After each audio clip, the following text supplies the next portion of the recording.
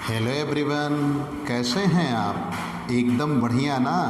आप ऐसे ही हंसते मुस्कुराते रहिए और पढ़ाई करते रहिए।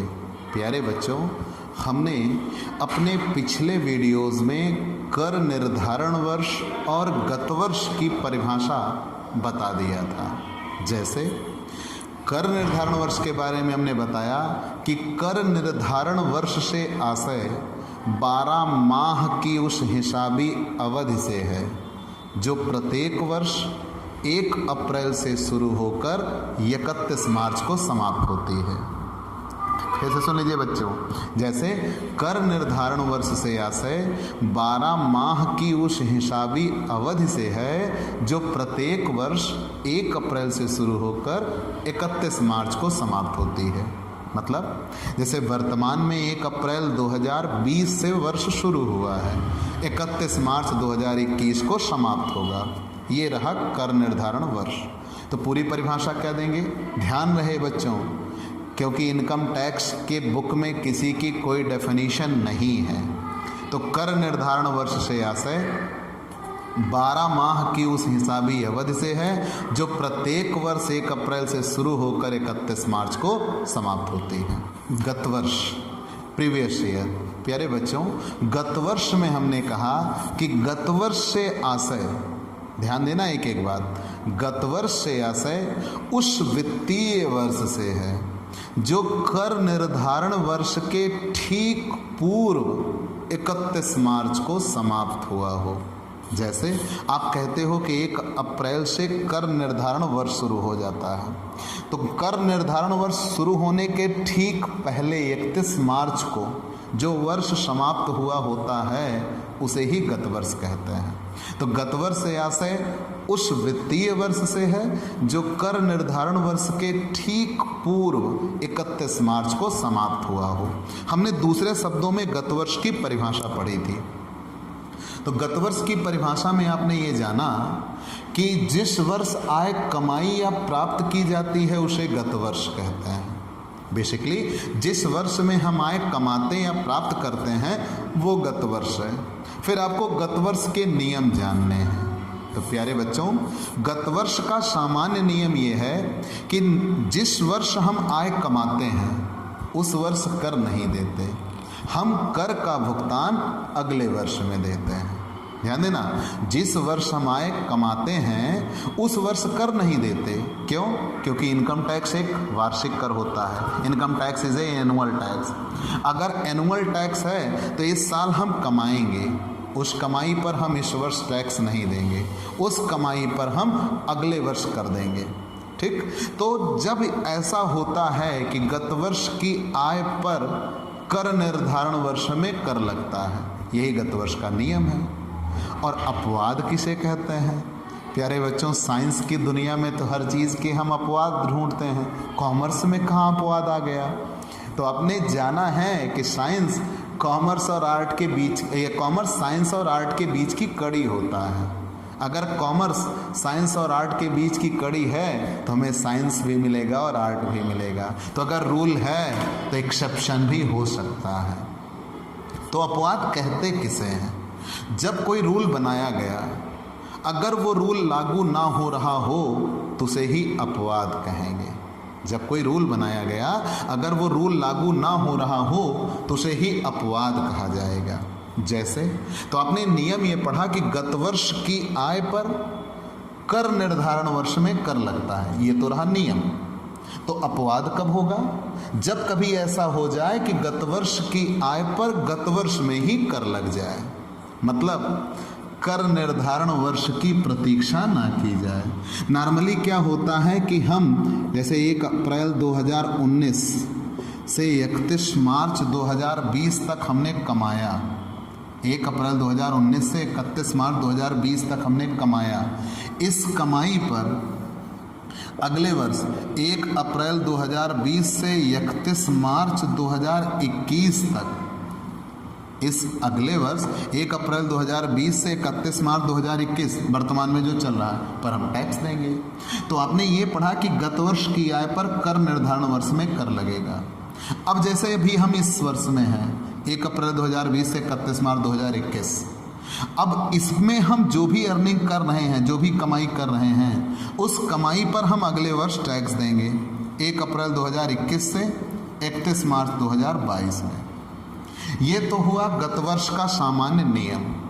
लेकिन प्यारे बच्चों, जब कभी ऐसा हो कि हम जिस वर्ष कमा रहे हैं उसी वर्ष हमें टैक्स देना पड़ जाए, अगले वर्ष की प्रतीक्षा न की जाए, उसे ही गत वर्ष के सामान्य नियम के अपवाद कहेंगे। ठीक, पहला। अब हम एक एक अपवाद जानते हैं। पहला अपवाद क्या है? अनिवासी व्यक्ति की समुद्री जहाज से आय। अनिवासी व्यक्ति की, अनिवासी व्यक्ति मतलब नॉन रेजिडेंट, जो भारत में रहने वाला ना हो। अनिवासी व्यक्ति की, अभी आप इसे आगे एक लेसन में पढ़ेंगे, बहुत डीप पढ़ेंगे कि रेजिडेंट कौन होता है, नॉन रेजिडेंट कौन होता है, ऑर्डिनरी रेजिडेंट कौन होता है, नॉन ऑर्डिनरी रेजिडेंट कौन होता है। तो अनिवासी व्यक्ति की समुद्री जहाज से आए, अनिवासी व्यक्ति की समुद्री जहाज से आए। ठीक, तो अब आप एक नियम के तौर पर पढ़ते चलिए। ठीक बच्चों, हमें पढ़ना है गत वर्ष के सामान्य नियम के अपवाद। तो जब कोई अनिवासी व्यक्ति समुद्री जहाज से उसका व्यापार होता हो, ध्यान दे के देखना, जब कोई अनिवासी व्यक्ति समुद्री जहाज से उसका व्यापार होता हो और वो समुद्री जहाज लेके चला, भारतीय बंदरगाह पे पहुंचा, मतलब जो इंडियन डॉक हैं, भारतीय बंदरगाह, बंदरगाह किसे कहते हैं? जैसे भाई जहाँ बस खड़ी होती है उन्हें बस अड्डा कहते हैं, जहाँ ट्रेन खड़ी होती है आप उसे स्टेशन शब्द से बुलाते हो, जहाँ प्लेन खड़ी होती है आप उसे एयरपोर्ट कहते हो। तो मुद्दा ये बनता है जहाँ पानी की जहाज़ें खड़ी होती हैं उसे आप बंदरगाह कहते हो। ठीक, तो पानी की जहाज़ों का स्टेशन कह लीजिए।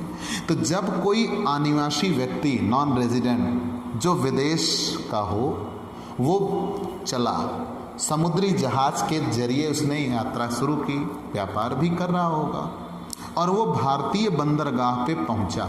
जैसे मान लो चेन्नई में पहुंचे, इधर बम्बई में, उधर कलकत्ता बंगाल की खाड़ी में, तो भारतीय बंदरगाह पे पहुंचा। तो जब वो भारतीय बंदरगाह पे पहुंचा तो यहाँ उसको इंडियन डॉक पे उसको कुछ आय हुई। तो भारतीय बंदरगाह पर जितनी आय हुई तो वो ये कहेगा, भाई रुको, अभी तो हमारा गत वर्ष चल रहा है, हम जाएंगे अगले वर्ष फिर आएंगे, तब इस पर हम टैक्स देंगे।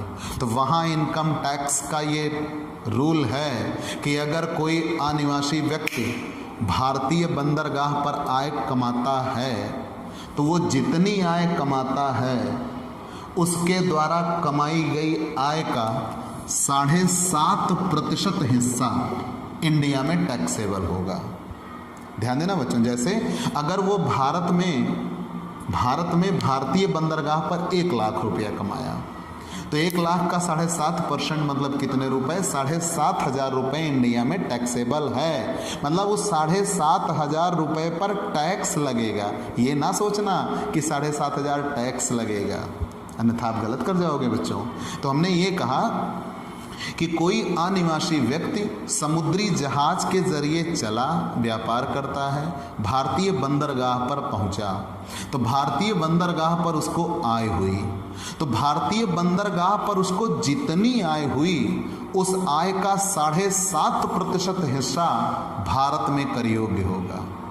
अगर उस आय का 7.5% हिस्सा भारत में कर योग्य होगा तो उस पे इंडिया में टैक्स देना होगा। जैसे मान लो वो 10 लाख कमाया तो 10 लाख का 7.5% हिस्सा मतलब 75,000 रुपये इंडिया में टैक्सेबल है।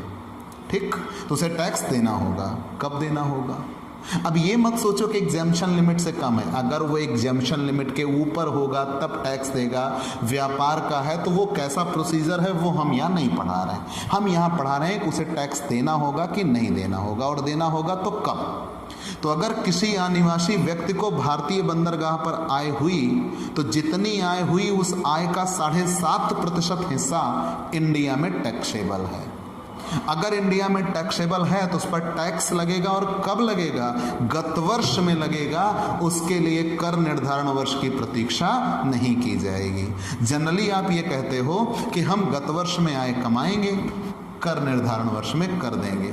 वहाँ वो नॉन रेजिडेंट भी कहेगा भाई अभी तो गत वर्ष है, रहने दो, कर निर्धारण वर्ष आएगा तो टैक्स दे देंगे। तो इनकम टैक्स ने ये रूल बनाया नहीं भैया, आज आप आए हो आज टैक्स दे दीजिए, कल आप आएंगे इस बात की कोई गारंटी नहीं है, तो हम आपका इंतज़ार नहीं कर सकते। आज आप आए हो, आज आपको टैक्स देना होगा।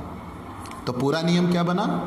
अगर कोई अनिवासी व्यक्ति समुद्री जहाज के जरिए भारतीय बंदरगाह पर कोई आय प्राप्त करता है तो वो जितनी आय प्राप्त करता है उस आय का 7.5% हिस्सा भारत में कर योग्य होगा और उस पर टैक्स लगेगा, गत वर्ष में लगेगा। कर निर्धारण वर्ष की कोई प्रतीक्षा नहीं की जाएगी। ठीक। दूसरा नियम, भारत छोड़कर जाने वाले व्यक्ति की आय, भारत छोड़कर जाने वाले व्यक्ति की आय, भारत छोड़कर जाने वाले, ठीक, भारत छोड़कर जाने वाले व्यक्ति की आय, भारत छोड़कर जाने वाले व्यक्ति की आय। ध्यान देना बच्चों, आप जनरली इंडिया में हो तो आपने 1 अप्रैल से 31 मार्च जो गत वर्ष में पैसा कमाया उस पर आप असेसमेंट ईयर में आप टैक्स देंगे। लेकिन यदि कोई व्यक्ति अपनी संपत्ति वगैरह बेचना शुरू किया, पूरा धीरे धीरे व्यापार समेट रहा है, तो किसी व्यक्ति के बारे में अगर इनकम टैक्स अधिकारी ये सोच रखते हैं कि अब ये जा रहा है और इंडिया वापस लौट कर नहीं आएगा, ध्यान देना, आप तो जरूर ये दलील दोगे, आप ये ज़रूर बताओगे, बार बार बताओगे, नहीं भाई हम जा रहे हैं, हम आएंगे, लौटेंगे।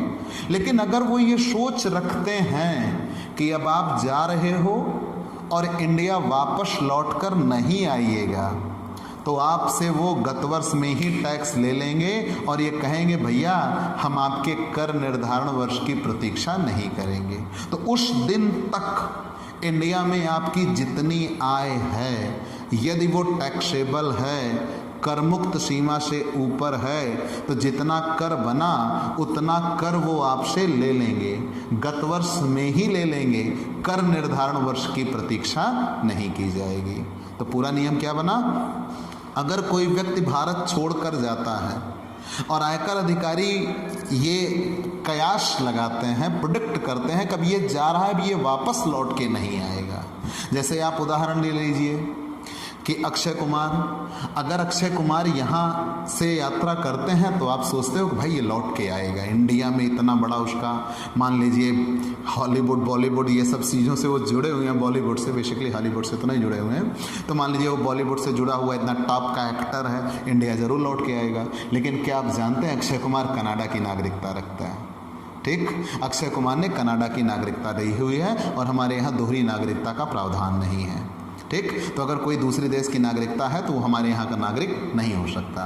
तो अक्षय कुमार ने कनाडा की नागरिकता ली हुई है, तो वो अगर इंडिया से अपना व्यापार समेटना शुरू करें तो जा सकते हैं। तो उस जगह पे इंडिया गवर्नमेंट अगर चाहे तो उनसे टैक्स ले सकती है और ये कहेगी कि आप यहाँ पे टैक्स दीजिए, हम आपसे आने वाले वर्ष की प्रतीक्षा नहीं करेंगे कि कर निर्धारण वर्ष में आप आइएगा तो टैक्स दीजिएगा।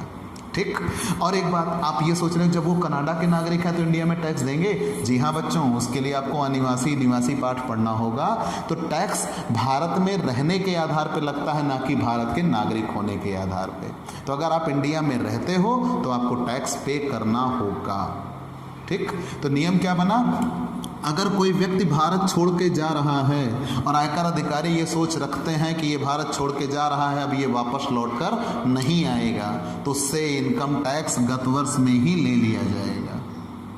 ठीक, आगे तीसरा है व्यक्तियों के संघ, व्यक्तियों के संघ या व्यक्तियों के समूह के विघटन पर, या व्यक्तियों के संघ या व्यक्तियों के समूह के विघटन पर, समूह के विघटन पर।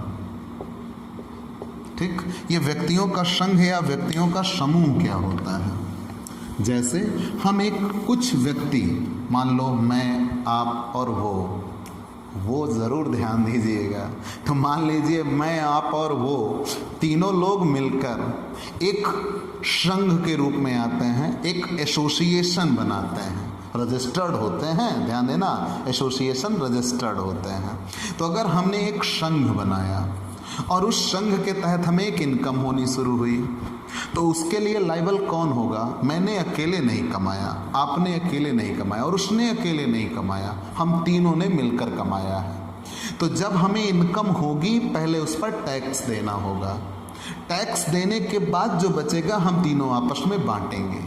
लेकिन अगर कहीं ऐसा हो रहा है, और लायबल हम तीनों हैं उसके लिए, टैक्स देने के लिए लायबल हम तीनों हैं, लेकिन अगर कहीं ऐसा हो रहा है कि व्यक्तियों का संघ बना था और अब वो संघ अलग हो रहा है, ध्यान देना, व्यक्तियों का संघ बना था, अब वो व्यक्तियों का संघ अलग हो रहा है, एसोसिएशन ऑफ पर्सन, व्यक्तियों का संघ अलग हो रहा है, तो इनकम टैक्स कहेगा आप अलग हो जाइए, चलेगा, अलग हो जाइए, कोई रोक टोक नहीं है, लेकिन आप पहले टैक्स दीजिए तभी आप अलग हो सकते हैं। तो अगर कोई व्यक्तियों का संघ बना था तो पहले आप टैक्स देंगे, उसके बाद आप अलग हो सकते हैं, उसके पहले आप अलग नहीं हो सकते। ठीक, पहले कर दे दीजिए तब आपका अलग किया जाएगा, अन्यथा आपको अलग नहीं माना जाएगा। और मान लो चोरी छुपे अलग हो गए तो फिर टैक्स कौन देगा? मेरे पास आएंगे, मैं कहूँगा वो ले आओ सारा पैसा, तो वो ले गए, वो आपके पास आएंगे, ले आओ सारा पैसा, तो वो ले गए। तो इस सिचुएशन में क्या बनेगा? कोई टैक्स नहीं पे करेगा। तो इसी सिचुएशन में ना पहुँचें, इसलिए इनकम टैक्स कहता है पहले दे दो फिर अलग हो जाओ। और व्यक्तियों का समूह क्या होता है? कुछ लोग आपस में मिलकर, हम रजिस्टर्ड नहीं हुए, हम एसोसिएशन नहीं है, लेकिन फिर भी हम मिलकर एक ग्रुप में काम करते हैं, तो उस ग्रुप के लिए हम टैक्स पेबल होंगे, लायबल होंगे, तो टैक्स हमें देना होगा। और जब वो ग्रुप से हम अलग हो रहे हैं तो अगर उस ग्रुप की कोई इनकम है, जैसे कोई चंदा वगैरह इकट्ठा करना हो, तो चंदा तो हालांकि कर मुक्त होता है, लेकिन ऐसे ही अगर आपने कोई क्लब वगैरह बनाया हुआ है और आपको वहाँ पे इनकम हुई, तो पहले आप उस इनकम पर टैक्स दे दो, फिर आप अलग हो सकते हो। और इनकम पे आप टैक्स दोगे तो गत वर्ष में ही कर देना होगा, कर निर्धारण वर्ष की प्रतीक्षा नहीं की जाएगी। ठीक बच्चों, आगे बढ़ते हैं। तो व्यक्तियों का संघ जान लिया, व्यक्तियों का समूह जान लिया। तो चाहे व्यक्तियों का संघ हो, एसोसिएशन ऑफ पर्सन, चाहे व्यक्तियों का समूह हो, बॉडी ऑफ इंडिविजुअल, अगर ये दोनों अलग हो रहे हैं तो पहले इन्हें टैक्स देना होगा, गत वर्ष में ही टैक्स देना होगा, कर निर्धारण वर्ष की प्रतीक्षा नहीं की जाएगी। ठीक, तो इसे भी गत वर्ष के अपवाद में रखा गया। चौथा, व्यापार के बंद होने पर, व्यापार के बंद होने पर ध्यान देना, अगर किसी व्यापार को बंद किया जा रहा है, बंद करने से अभिप्राय परमानेंटली बंद करने से है। अगर कोई व्यापार की शाखा बंद होती है तो वो व्यापार का बंद होना नहीं होता। अगर कहीं ऐसा है, ध्यान देना, मैंने ये कहा अगर कहीं ऐसा है कि कोई व्यापार चल रहा था और उस व्यापार के लिए आप करदाता थे और अब आप अपने व्यापार को बेच रहे हो, जब आप अपने व्यापार को बेच रहे हो, बंद कर रहे हो, आप बेचना ना शब्द कहिए, बंद करना कहिए, कि आपने व्यापार चलाया था, तो वो व्यापार भी तो एक करदाता होता है, व्यापार भी कर देता था। अब व्यापार को आप बंद कर रहे हो, तो इनकम टैक्स ये कहता है कि जब आप व्यापार को बंद कर दोगे तो मालिक और व्यापार दोनों अलग अस्तित्व रखते हैं, सेपरेट एंटिटी होता है। व्यवसाय के द्वारा किए गए काम के लिए मालिक और मालिक के द्वारा किए गए काम के लिए व्यवसाय जिम्मेदार नहीं होता। तो जब कभी ऐसा होगा तो आज व्यापार बंद कर लिया तो टैक्स कौन देगा? मालिक देगा? नहीं, वो तो लायबल नहीं है। तो इस सिचुएशन में ना आए, इसलिए इनकम टैक्स कहता है कि आप व्यापार बंद करो, चलेगा, लेकिन व्यापार बंद करने के पहले जितना भी आपका टैक्स बना है पहले आप उस पर टैक्स दे लो, तब आप व्यापार को बंद कर सकते हो, अन्यथा आप व्यापार को बंद नहीं कर सकते। ठीक, अगर आपने किया तो व्यापार बंद करना है तो पहले टैक्स दीजिए, तो आप वहाँ ये दलील दोगे कि भाई हम तो अभी प्रीवियस ईयर में हैं, असेसमेंट ईयर में टैक्स देंगे, तो आपसे ये कहा जाएगा नहीं, आप प्रीवियस ईयर में हो, आप प्रीवियस ईयर में ही टैक्स दीजिए, तभी आप व्यापार बंद करेंगे, अन्यथा हम आपके असेसमेंट ईयर की कोई प्रतीक्षा नहीं करेंगे। तो प्यारे बच्चों, जनरली ये चार तो निकल के आ गए कि अनिवासी व्यक्ति की समुद्री जहाज से आए, ठीक, जितनी आय उसको भारतीय बंदरगाह पर होगी, वो भारत का रहने वाला ना हो।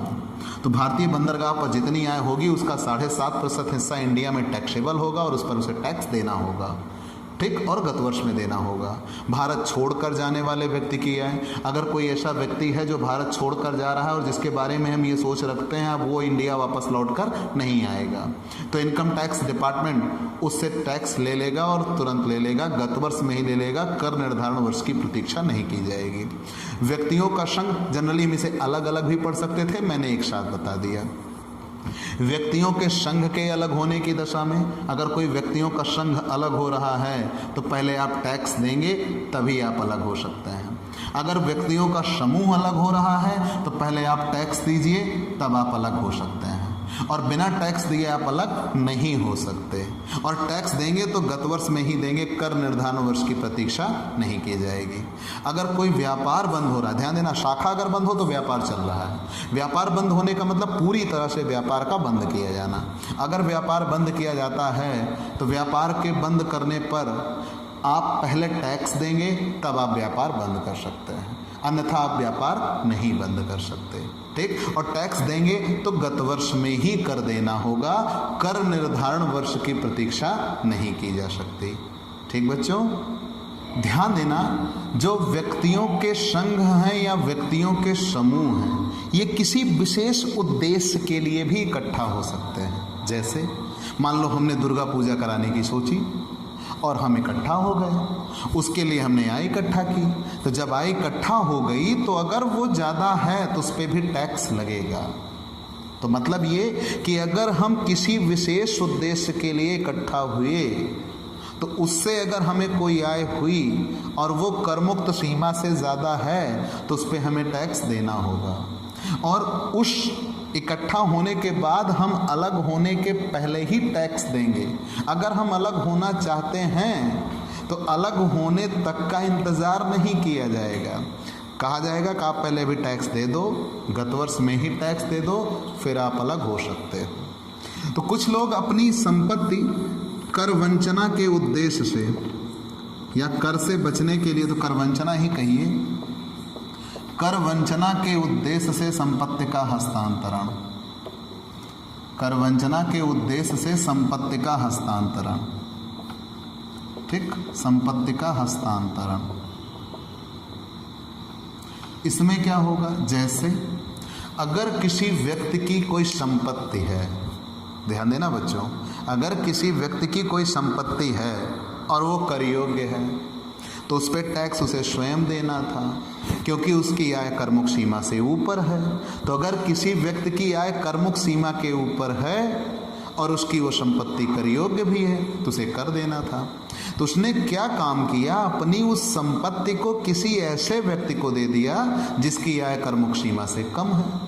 जैसे मान लो मैंने एफडी करा रखी हो या मैंने कहीं शेयर खरीद रखा हो, आप ऐसा कहिए मैंने शेयर खरीद रखा हो और उस पर मुझे डिविडेंड मिलता हो या इंटरेस्ट मिलता हो, डिवेंचर खरीद रखा हो, डिविडेंड तो एग्जेम्प्ट होता है। तो लेकिन मान लो मैंने कोई विनियोग किया हुआ है और उस विनियोग से मुझे इनकम होती है, इनकम हुई तो उस इनकम पर मुझे टैक्स देना पड़ेगा और टैक्स ज़्यादा हो जाएगा। तो मैंने क्या काम किया, मेरा एक टैक्सी ड्राइवर है जिसकी इनकम कम है, तो मैंने उस संपत्ति को उस ड्राइवर के नाम कर दिया। तो अब जो उसका इंटरेस्ट या इनकम जनरेट होगी वो उस ड्राइवर के लिए जनरेट होगी, वास्तव में वो संपत्ति मेरे पास होगी, लेकिन मैंने ऑन पेपर उसको किसको दिखा दिया, ड्राइवर को दिखा दिया। अब जब वो डेट निकल जाएगी फिर से वो मेरे नाम कर देगा। तो ऐसे ट्रांजैक्शन होते रहते हैं, बॉन्ड वॉशिंग ट्रांजैक्शन कहा जाता है, दिखावटी लेन देन कहा जाता है, ये वास्तव में होते नहीं हैं। और कुछ लोग ऐसा भी करते हैं कि अपनी जो संपत्तियां होती हैं उनको किसी दूसरे व्यक्ति को बेच देते हैं, तो कहेंगे भाई हमारे पास ये है ही नहीं, और जब वो टैक्स की डेट निकल जाती है फिर से उनसे ले लेते हैं। तो ऐसा कोई भी कर सकता था, अब इनकम टैक्स ने रूल ला दिया, अब ऐसा आप नहीं कर सकते। अगर आप अपनी कोई संपत्ति बेच रहे हो तो उस पर उस दिन तक कोई टैक्स बना है तो पहले आप टैक्स दीजिए, टैक्स देने के बाद आप उसे किसी दूसरे व्यक्ति को दे सकते हो। तो अगर आप फ्री में भी देते हो तो उस पर कोई टैक्स बना है तो पहले आप टैक्स दे दीजिए, फिर आप उसे किसी अन्य व्यक्ति को दे सकते हैं। तो प्यारे बच्चों, ये अगर कोई कर वंचना के उद्देश्य से अपनी संपत्ति का हस्तांतरण करता है तो उसे तुरंत टैक्स देना होगा, जो कि गत वर्ष होगा। उसके लिए कर निर्धारण वर्ष की प्रतीक्षा नहीं की जाती। तो प्यारे बच्चों, आपको मैंने गत वर्ष के सामान्य नियम के अपवाद बता दिए। अब आपको व्यक्ति की परिभाषा पढ़नी है। पर्सन, व्यक्ति कहते किसे हैं? चलिए इसे थोड़ा साफ कर लेते हैं भाई बोर्ड को।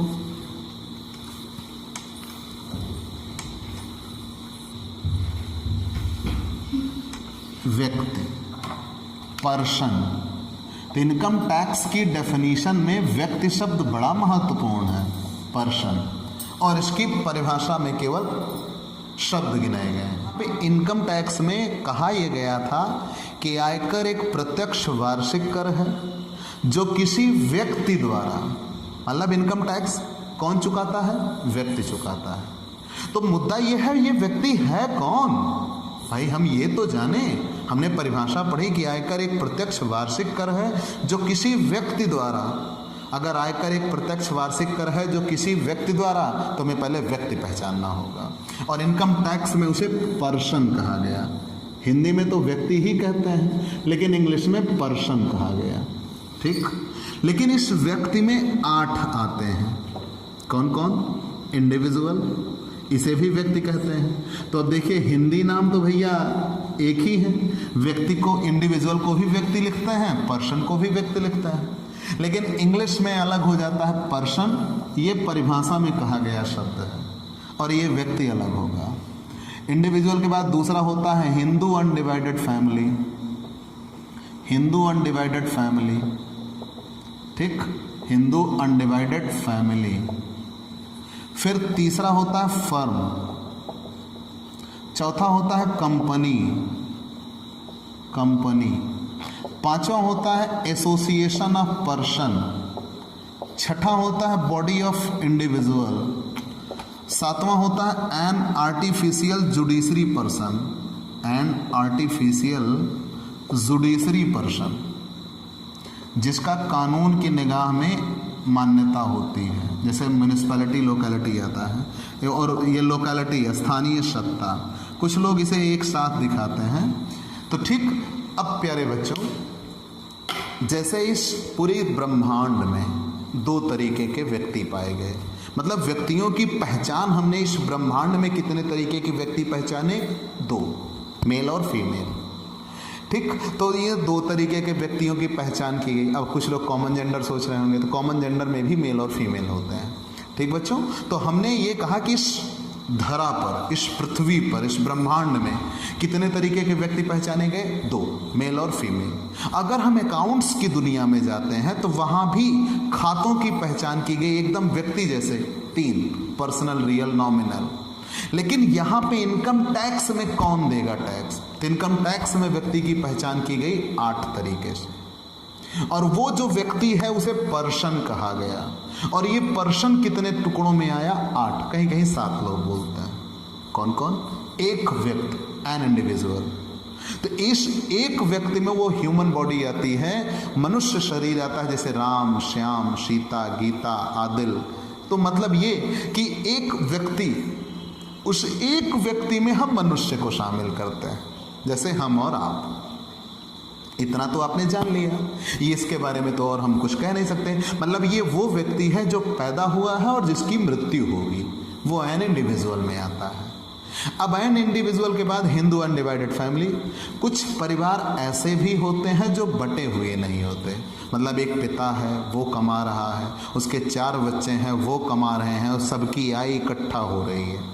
तो उस जगह पे वो अलग अलग से टैक्स ना पे करके सब लोग एक साथ जुड़ते हैं। तो जब सब लोग एक साथ जुड़ते हैं तो उसे ही हिंदू अनडिवाइडेड फैमिली कहते हैं। तो प्यारे बच्चों, यहाँ तक तो अनडिवाइडेड फैमिली का मतलब ये होता है अविभाजित परिवार, ऐसा परिवार जो बटा ना हो। लेकिन हम यहाँ से तो समझ सकते हैं, फिर हिंदू से क्यों? हिंदू से तात्पर्य हिंदू धर्म से नहीं, ये मेरा अपना मानना है कि यहाँ हिंदू से तात्पर्य हिंदुस्तान से होना चाहिए। तो ऐसा कोई हिंदुस्तानी परिवार जो बटा ना हो, उसे हम हिंदू अविभाजित परिवार में रखते हैं। जैसे माता पिता बच्चे और उनके बच्चे सब एक साथ रहते हों तो सबकी एक साथ इनकम इकट्ठा की जाएगी और उस पर टैक्स लगेगा। ठीक। फर्म, एक फर्म कहते किसे हैं? जहाँ पे उत्पादन होता है उसे इकाई कहते हैं और इकाइयों के समूह को फर्म कहते हैं। तो अगर कई सारी यूनिट हमारी चल रही, प्लांट्स चल रही हैं, तो उन प्लांट के इकट्ठा एक मालिक को फर्म, जैसे एसीसी एक फर्म है और एसीसी की कई सारी प्लांट्स चल रही हैं, जैसे रायबरेली में हो, अमेठी में हो, गुजरात में हो, पश्चिम बंगाल में हो, वगैरह वगैरह। तो एसीसी खुद क्या हुई? एक फर्म हुई। तो एसीसी भी एक टैक्स पेयर होंगे, करदाता होंगे, मतलब फर्में भी टैक्स देती हैं। कंपनी भी करदाता है, कंपनी को भी कर देना होगा। हालांकि वैसे भी आपने कंपनी की डेफिनेशन में ही पढ़ा है कि कंपनी का एक निगमित अस्तित्व होता है, कृत्रिम अस्तित्व होता है, लेकिन इनकम टैक्स में भी कंपनी की अपनी पहचान है और उन्हें टैक्स पे करना होगा। व्यक्तियों के संघ और व्यक्तियों के समूह को तो मैंने अभी डिस्क्राइब किया था। अगर हम किसी विशेष उद्देश्य के लिए इकट्ठा हुए और हमने एक संघ की मान्यता ली हुई है तो हम एसोसिएशन ऑफ पर्सन में आता है। और बॉडी ऑफ इंडिविजुअल में कौन आता है? कुछ विशेष उद्देश्य के लिए लोग इकट्ठा हो गए और जब वो उद्देश्य पूरा हो जाएगा तो अलग हो जाएंगे। तो ये दोनों ही कर देने के लिए लायबल होंगे, इन्हें टैक्स देना होगा। एन आर्टिफिशियल जुडिशरी पर्सन, कोई ऐसा न्यायिक व्यक्ति जिसे कानून सोचता है कि हाँ ये है, उसे टैक्स देना है, तो उस व्यक्ति को टैक्स देना होगा। जैसे कोई भी देवी देवता या मूर्तियाँ इनमें आते हैं। एन आर्टिफिशियल जुडिशरी पर्सन, अगर वो रजिस्टर्ड हैं और उनकी इनकम होती है तो उन्हें टैक्स देना होगा। ठीक। और उसके बाद लोकेलिटी, इसमें स्थानीय सत्ता, नगर पालिका आदि आती हैं। अगर इनकी भी इनकम होती है तो उस होने वाली इनकम पर इन्हें भी टैक्स देना होगा। लेकिन इनकम टैक्स में जनरली ये 4 मिलते हैं। हमें पढ़ने के लिए जनरली ये कौन मिलते हैं? 4। लेकिन अवध यूनिवर्सिटी में बच्चों आपको मुख्यतः कौन मिलेगा? इंडिविजुअल। ठीक। लेकिन हम प्रयास ये करेंगे, आपको पूरा समझाएंगे। और प्यारे बच्चों, आप ये मान के चलिए ये इनकम टैक्स वो इनकम टैक्स है जो आप CA, ICA, ICWA, MBA सब में आपको यही इनकम टैक्स मिलेगा। अगर सब में यही इनकम टैक्स मिलेगा तो इसी इनकम टैक्स को आप ऑनलाइन ही पढ़ाई पढ़ोगे और बाहर लाख 2 लाख रुपया फीस दोगे। वही इनकम टैक्स मैं आपको 4-6 हज़ार रुपये में पढ़ा के दे रहा हूँ। तो प्यारे बच्चों, आप जुड़िए, हमारे चैनल को सब्सक्राइब करिए, ज़्यादा से ज़्यादा शेयर करिए और आप बेल आइकन ज़रूर दबाइए ताकि आपको हमारे लेटेस्ट वीडियोज़ के अपडेट मिल सकें। प्यारे बच्चों, आप ये जानते हैं कि हम हर एक चीज़ यूट्यूब पर शेयर नहीं कर सकते, पब्लिक नहीं कर सकते। हम अगर इस लिमिटेशन के साथ बंधे हैं तो आपकी पढ़ाई को और बेहतर कैसे बनाया जाए। तो प्यारे बच्चों, हमारे यहाँ एक पेड कोर्स की सुविधा उपलब्ध है। आप हमसे पेड क्लास भी ले सकते हैं और पेड क्लास पाने के लिए आप हमसे 9984358237 पर व्हाट्सएप करिए। आपको पेड क्लास की डिटेल मिल जाएगी जिसमें आप थोड़ा सा शुल्क भुगतान करके पेड क्लास पा सकते हैं। आपको रेगुलर डेली वीडियोस आपको मिलेंगे, PDF मिल जाएंगी और जिनसे आप अपनी पढ़ाई को और भी शानदार बना सकते हैं घर बैठे। ऑफलाइन में आप बहुत सारे पैसे खर्च करते हो, उससे बेहतर तरीके से आपको मैं इस ऑनलाइन नेटवर्क पर पढ़ाई प्रोवाइड कराऊंगा, ये मेरा प्रॉमिस होगा। बस आप हमारे YouTube channel Digvijay commerce classes पर अगर नए हैं तो प्लीज़ सब्सक्राइब करिए, बेल आइकन ज़रूर दबाइए और ज़्यादा से ज़्यादा लोगों को शेयर करिए। और अगर आप पेड क्लास चाहते हैं जो कि आपको लेना ही चाहिए, ऐसा मैं रिकमेंड करूँगा। ठीक। नॉर्मली आप YouTube पे जितने वीडियोस देखते हैं वो सब पब्लिक नहीं हो सकते। पब्लिक होने का मतलब ये है कि वो चीज़ें जो पब्लिक की गई हैं हमारी पढ़ाई थोड़ी उससे बेहतर होगी या वो थोड़ी उससे ज़्यादा होती है, और वो सारी चीज़ें जो टफ चीज़ें होती हैं वो YouTube पे नहीं दी जाती। हम आपको वो देंगे, तो आप हमसे पेड क्लास ज़रूर लीजिए। ठीक बच्चों, तो चलते हैं, आपसे हम कल फिर मिलेंगे। बाय बाय दोस्तों।